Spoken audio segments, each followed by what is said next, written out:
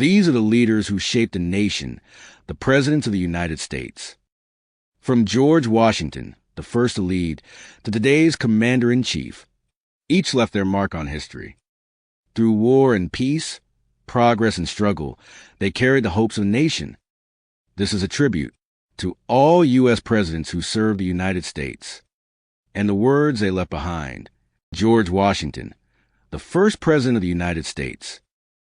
Serving from 1789 to 1797, he set the standard for presidential leadership. Known as the father of his country, Washington guided the new nation with honor, strength, and humility.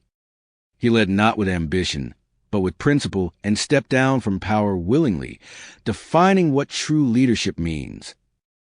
It is better to offer no excuse than a bad one. George Washington. On second, we have John Adams, the second president of the United States, serving from 1797 to 1801. A dedicated Federalist, Adams was a key figure in the Revolutionary era. Before becoming president, he served as vice president under George Washington, playing a crucial role in shaping the young republic. During his presidency, Adams faced major foreign policy challenges, notably the XYZ affair and the quasi-war with France, both pivotal moments in early American diplomacy. He also signed the controversial Alien and Sedition Acts aimed at strengthening national security, but criticized for restricting civil liberties. John Adams firmly believed in the power of thought and expression, famously stating, "Let us dare to read, think, speak, and write." Coming in third, we have Thomas Jefferson, the third president of the United States, serving from 1801 to 1809. A leading Democratic Republican, Jefferson was a visionary statesman and a defining voice of American liberty. He was the principal author of the Declaration of Independence, boldly asserting the values upon which the nation was founded. During his presidency, Jefferson orchestrated the purchase of the Louisiana Territory, doubling the size of the young republic and securing vast lands for future generations. He also founded the University of Virginia, reflecting his deep commitment to education and enlightenment. His enduring words still echo through history. We hold these truths to be self-evident. James Madison, the fourth president of the United States, serving from 1809 to 1817. A guiding force of the Democratic Republican Party, Madison is often remembered as the father of the Constitution. He played a central role in drafting and promoting the U.S. Constitution, helping shape the very foundation of American democracy. Madison also co-authored the Federalist Papers, a landmark collection of 85 essays written to encourage the ratification of the Constitution. Along with Alexander Hamilton and John Jay, Madison wrote 29 of those essays. His most famous contribution? Federalist No. 10, an essay that warned about the dangers of political factions or special interest groups. Madison argued that while factions are inevitable in a free society, their harmful effects can be controlled through a large republic, where diversity of opinions and interests makes it harder for any one group to dominate. As president, Madison led the country to the War of 1812, a defining conflict against Great Britain. The war was triggered by British interference with American trade and the forced recruitment of American sailors into the British Navy. In 1812, Madison became the first U.S. president to ask Congress for a declaration of war. Despite serious challenges, including the British burning of the White House in 1814, the war ultimately affirmed America's independence and helped forge a stronger national identity. Madison once wrote, "If men were angels, no government would be necessary." James Monroe was the fifth man to be elected and sworn in as President of the United States, serving from 1817 to 1825. His presidency marked the start of the era of good feelings, a time of national unity and political harmony following years of war and division. A Democratic Republican, Monroe is best known for the Monroe Doctrine, a bold statement that warned European nations not to interfere in the Americas, a defining moment in U.S. foreign policy.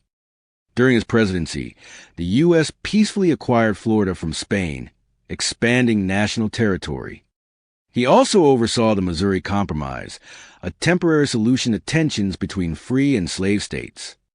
Monroe once remarked, "A little flattery will support a man through great fatigue." John Quincy Adams was the sixth man to be elected President of the United States, serving from 1825 to 1829 as a Democratic Republican. The son of President John Adams, he followed in his father's footsteps, continuing a legacy of public service.